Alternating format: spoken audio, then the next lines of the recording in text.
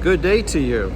So it's been like 3 or 4 years since I have done anything on the video. I feel led this year to share my story. In fact, this series is going to be titled My Story as a Pastor, Army Reserve Chaplain, and as a former collegiate baseball player. I feel compelled for 3 reasons to do this, to share my story. One is when I was 39 years old, overseas serving as an Army chaplain in Kuwait in 2021. I did a lot of soul searching, and relationships became even more important to me.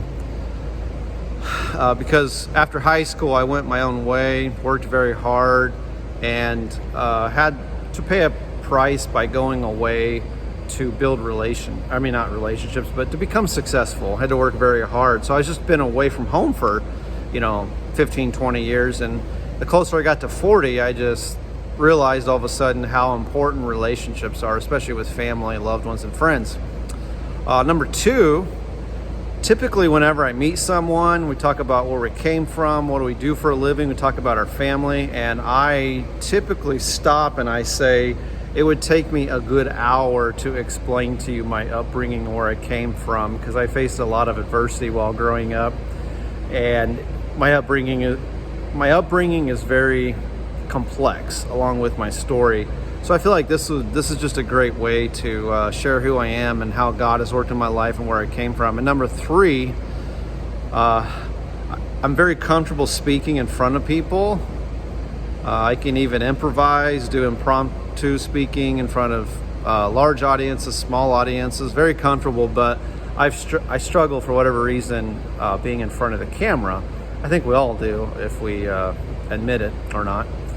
So those are the 3 reasons why I want to share my story, and I'm going to be doing it by starting from the beginning, moving all the way to today, and just sharing different chapters and seasons throughout my life.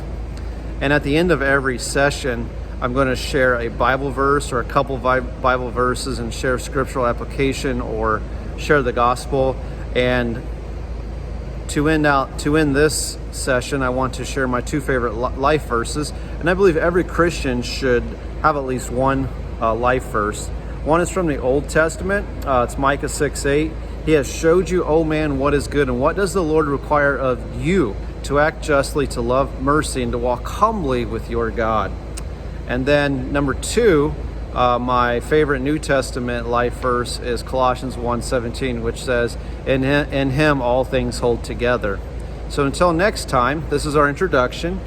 We'll be starting with chapter 1. So I look forward to sharing my story with all those who would like to hear it.